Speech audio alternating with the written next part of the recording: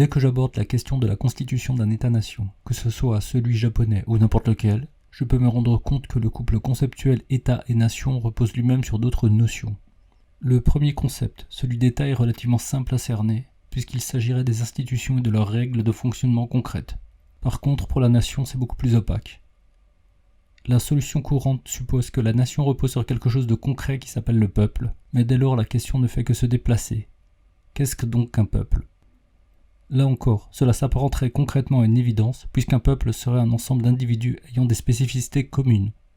Mais il serait évident aussi que leur relation peut être des plus variables en fonction justement de la spécificité de chaque peuple. Cela pouvant être une apparence ethnique, ou encore une langue commune, des traditions ou parfois des religions partagées. Bref, un ensemble que l'on appelle une culture. Mais qu'est-ce qu'une culture alors ? Ce qui paraîtrait tout aussi évident, c'est qu'il existe concrètement des cultures et qu'elles se distinguent clairement les unes des autres. Néanmoins, la définition de la notion de culture reste des plus problématiques, car il ne suffit pas d'opposer la notion de culture à celle de nature pour pouvoir définir quoi que ce soit, et pour sortir d'explications paradoxales annonçant qu'un peuple développe naturellement une culture dans son opposition à la nature, ou encore jouons sur les mots en énonçant paradoxalement qu'un peuple développe culturellement une nature dans l'opposition à sa culture. Mais l'ensemble de ces formules ne m'avance guère sur la piste d'une définition de ce que serait la culture. Pour sortir de ces explications pleines de bon sens, mais qui au final n'expliquent rien du tout, la solution me semblerait plutôt de rechercher historiquement le moment d'apparition de ce concept indéfinissable de culture. Sous ce biais historique, je pourrais me rendre compte que le mot de nation, de peuple et de culture entretiennent des relations fortes entre elles, puisqu'elles semblent acquérir leur signification dans le même contexte, celui de l'avènement des États-nations. Anne-Marie Thiès annonce quand et comment la notion de nation et de peuple émergerait dans son livre « La création des identités nationales » datant de 1999. Je la cite. 2 points. La véritable naissance d'une nation, c'est le moment où une poignée d'individus déclare qu'elle existe et entreprend de le prouver. Les premiers exemples ne sont pas antérieurs au XVIIIe siècle, pas de nation au sens moderne, c'est-à-dire politique, avant cette date. La nation est conçue comme une communauté large, unie par des liens qui ne sont ni la sujétion à un même souverain, ni l'appartenance à une même religion.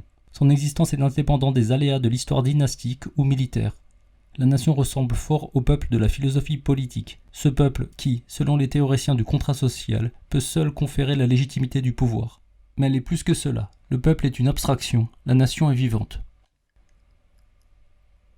En suivant Anne-Marie Thiès, le peuple serait une idée issue de la philosophie et la nation serait une actualisation politique.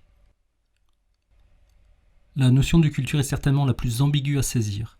Elle posséderait un rapport avec le couple nation et peuple, mais en semblerait néanmoins plus détachée.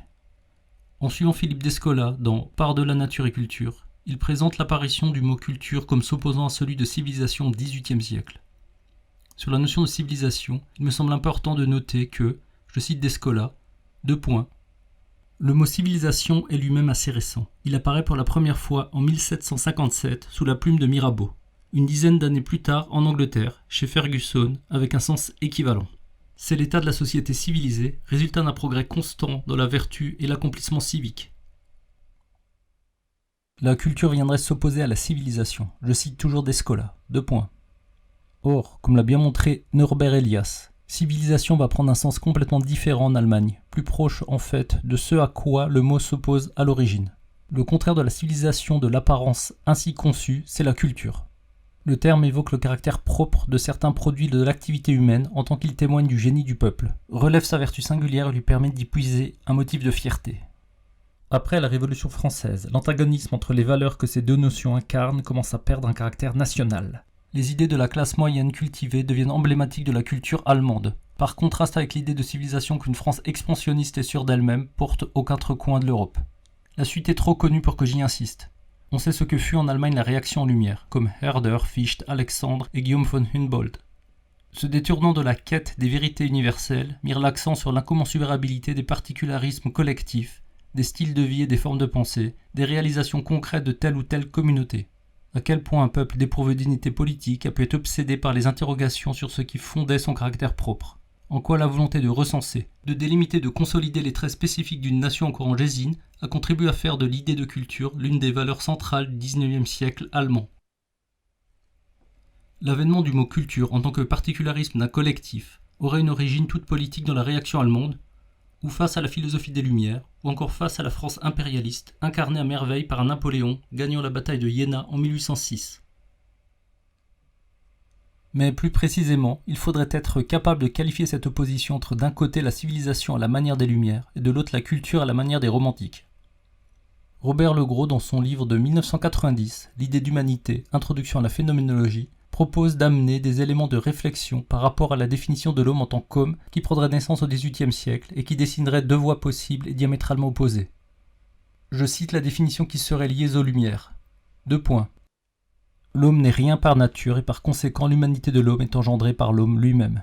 Il en résulte que toute naturalisation est une aliénation, une déshumanisation, et par conséquent est révélateur du proprement humain, à savoir de n'être rien par nature. En un mot, l'autonomie individuelle est la norme suprême. Ensuite, la définition liée au romantisme, je cite, 2 points. L'homme n'est rien par nature et par conséquent l'homme n'est rien, n'a rien d'humain, en dehors de son inscription dans une humanité particulière. Autrement dit, l'humanité de l'homme réside dans sa naturalisation. De cette opposition, il s'ensuit qu'il est possible de qualifier l'homme comme arrachement à la nature chez les Lumières ou comme appartenance à la nature chez les romantiques. L'homme comme arrachement à la nature suppose une possibilité de perfectionnement au moyen de ce qu'il est possible d'appeler civilisation ou culture. Dans divers articles de l'ouvrage maintenant classique du 3e tome de l'histoire de la philosophie politique, Lumière et romantisme paru en 1999, Alain Renaud analyse des auteurs qui seraient représentatifs des Lumières et qui iraient dans le sens d'un arrachement et d'un perfectionnement, en particulier Rousseau et Kant. Par exemple, concernant Rousseau, je cite, 2 points. La liberté humaine se manifeste par la capacité à s'affranchir de la nature, donc par l'absence de définition ou d'essence. Dès lors, si l'homme est néantisation de la nature et perfectibilité, selon les Lumières, la notion de culture ou de civilisation serait le résultat collectif de cette perfectibilité, dans une histoire avec une valorisation de la rationalité ou de la liberté comme moteur. Parlant des Lumières, je cite Alain Renaud, 2 points.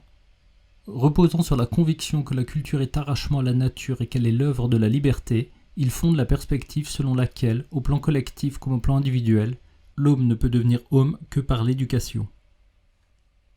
Pour la définition de ce que serait la culture considérée par les romantiques, elle viendrait en un second temps s'opposer à la définition de la culture des Lumières conçue comme arrachement à la nature et comme perfectionnement.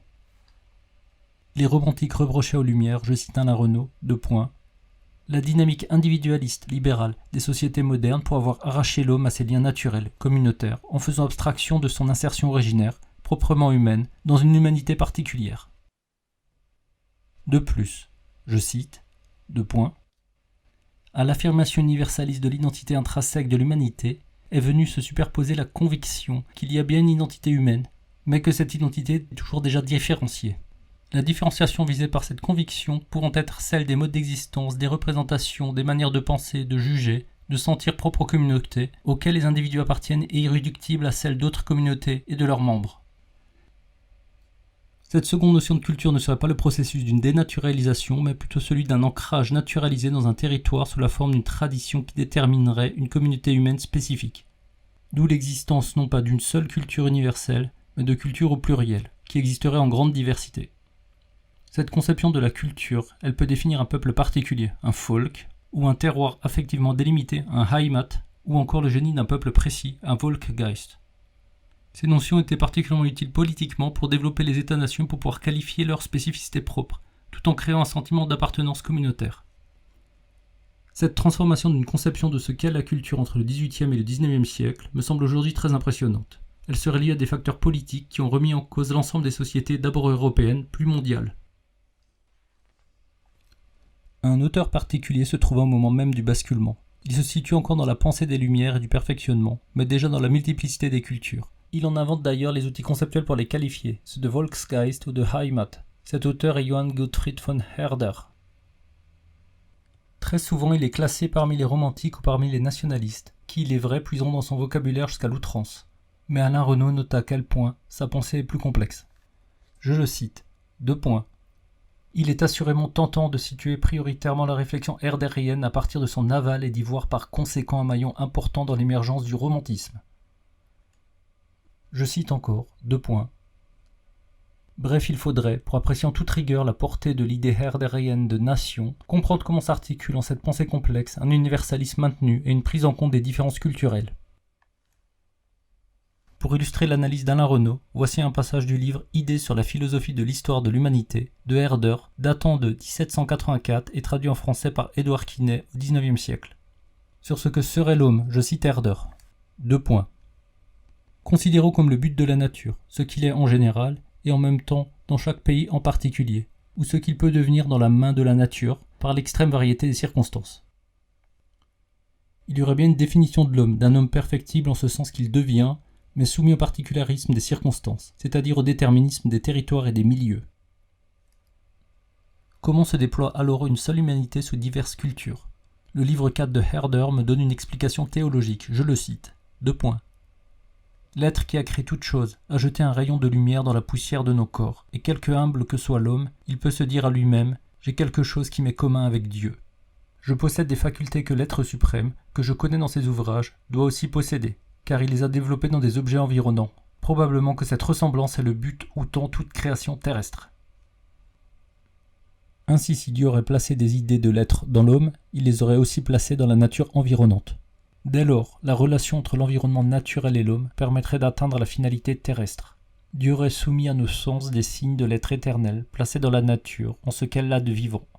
Sur ce point, l'introduction qu'a écrit son traducteur Édouard Quinet indique, je le cite, 2 points.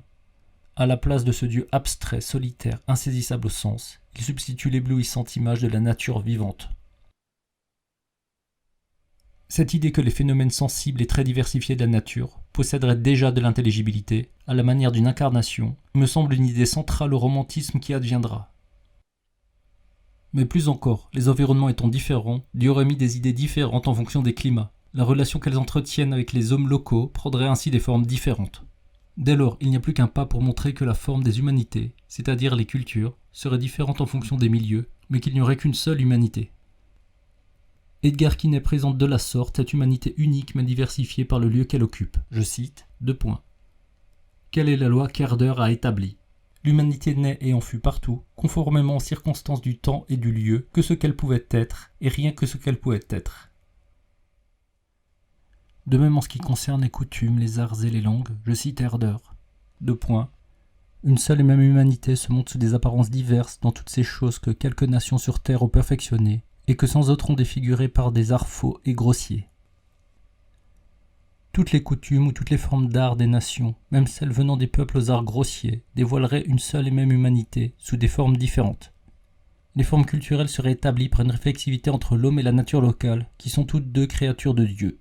Cela permettrait d'expliquer l'immense diversité des cultures, par l'immense diversité des milieux et des climats, tout en gardant néanmoins une seule humanité qui serait la finalité des multiples développements et des perfectionnements localisés et encadrés par la nature environnante.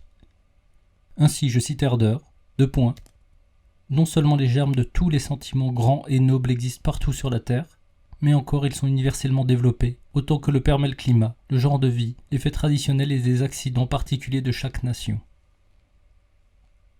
Alors tous les éléments des peuples, tous les détails des nations, qu'ils soient naturels, culturels, traditionnels, deviennent riches d'enseignements pour saisir la finalité de l'humanité. Dans certains passages de Herder, il y a comme l'intuition de l'avènement de sciences qui ne se développeront concrètement qu'au siècle suivant, sous la forme de l'orientalisme, de la philologie comparée, de l'anthropologie moderne ou du folklorisme. Ainsi je cite un passage fascinant, 2 points. Il ne manquerait pas non plus de ce charme instructif qui vivifie chaque détail, puisque les qualités d'un peuple se révèlent elles-mêmes dans les accidents de la langue, comme dans un tableau immense où l'intelligence pratique, les puissances diverses de l'imagination, les coutumes et les manières de vivre sont toutes réunies. C'est ainsi que l'on construit le plus riche édifice d'idées humaines, la meilleure logique et la meilleure métaphysique de l'intelligence. Pourtant le laurier n'est pas encore cueilli, il faut qu'un autre Leibniz se présente quand son temps sera venu. À lire aujourd'hui ce livre de Herder, ce qui m'est étonnant, c'est l'impression rétrospective qu'il annonce certains déploiements advenant durant les 2 siècles suivants, et cela parfois pour le pire. Il y a effectivement énormément de passages que je pourrais qualifier aujourd'hui de racistes. D'ailleurs, les concepts de Herder ont été utilisés pour en légitimer le racisme du 19e et du 20e siècle.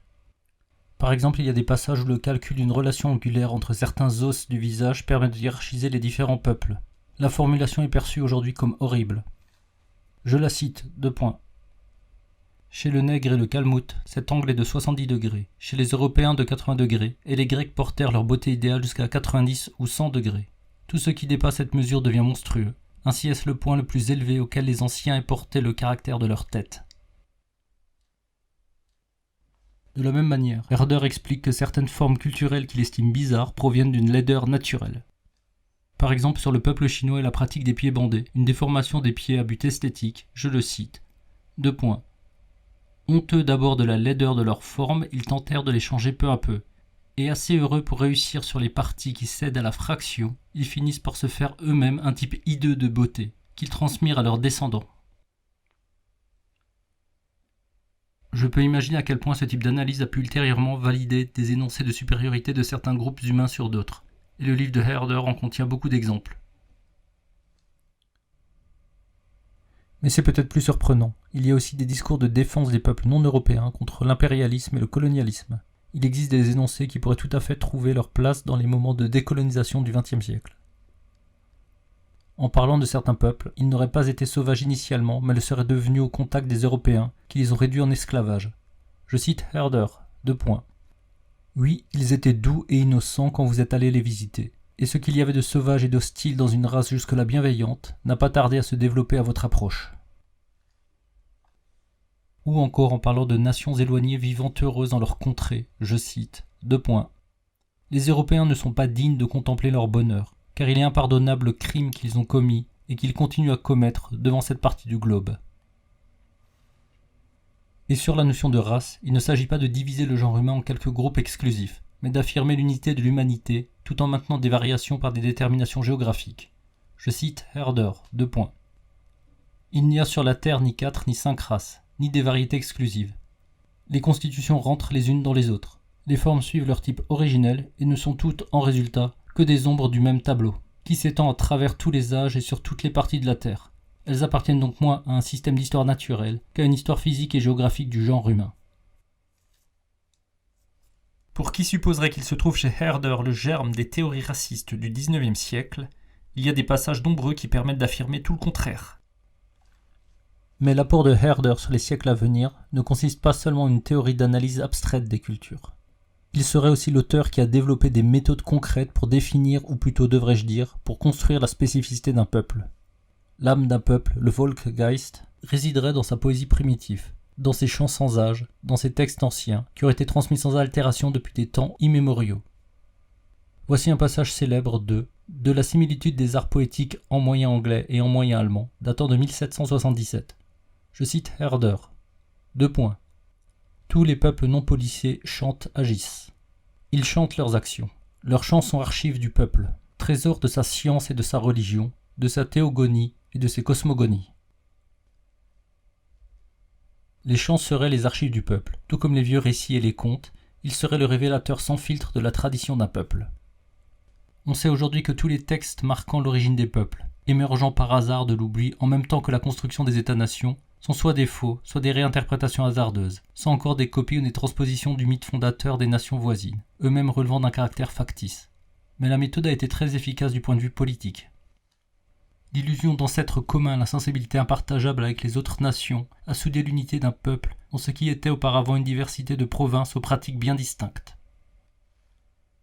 Cette fabrication de traditions ancestrales comporte en elle-même une dynamique esthétique. Ernst Cassirer, dans La philosophie des Lumières de 1932, en utilisant les mots de Goethe, qualifie de la sorte ses inventions. Je le cite. : Le talent fondamental qu'il sent et proclame chez Herder est celui de la palingénésie, l'art de faire de la poussière de l'histoire une plante vivante. Pour Herder, ce qui est valable pour les nations européennes est bien évidemment valable aussi pour tous les autres collectifs du monde. Et dans l'accumulation gigantesque de données fournies par Herder dans Idées sur la philosophie de l'histoire de l'humanité, je peux même trouver la description des textes de l'origine du peuple japonais. Ce passage datant de 1784 parle de la rivalité entre la Chine et l'orgueilleux japonais. Je cite : Ces annales rappellent l'époque où ses ancêtres encore barbares en ont visité l'intérieur, et le texte original ne laisse aucune obscurité sur les moindres circonstances qui ont servi à former ces grossiers insulaires dans tous les détails de leur culture et de leurs arts. Herder parle vraisemblablement des annales chinoises qui ont nommé les premiers habitants de l'île qui est aujourd'hui le Japon. Christine Shimizu évoque les premières annales chinoises dans l'ouvrage L'art japonais. Ainsi, sur ces annales compilées en 297, je la cite, : Le chapitre des annales du royaume de Wei, intitulé Rapport sur les barbares orientaux, est le plus riche en informations sur la vie, les coutumes et le caractère des habitants des îles. décrit comme un peuple aimable et honnête. Dans ce récit, le Japon apparaît sous le nom de pays de Wa, composé à l'origine de plus d'une centaine de communautés tribales. Ce qui m'apparaît des plus étonnants, c'est qu'un contemporain de Herder habitant au Japon, Moto Norinaga, a produit une relecture des annales japonaises. Il ne s'agit pas des annales chinoises comme dans la citation de Herder, mais du Kojiki et du Nihonshiki, écrit au Japon au 8e siècle, après l'importation de l'écriture chinoise. Néanmoins, faire surgir ce qui serait japonais au travers de vieux textes, plus précisément au travers de l'émotion poétique issue des vieux textes, ressemble incroyablement à ce que préconisait Herder pour faire ressortir l'identité d'une nation. Qu'il s'agisse ou non d'un hasard, durant la période moderne, les relectures de Motoori Norinaga seront comprises comme le surgissement de ce qui est immuable depuis l'origine.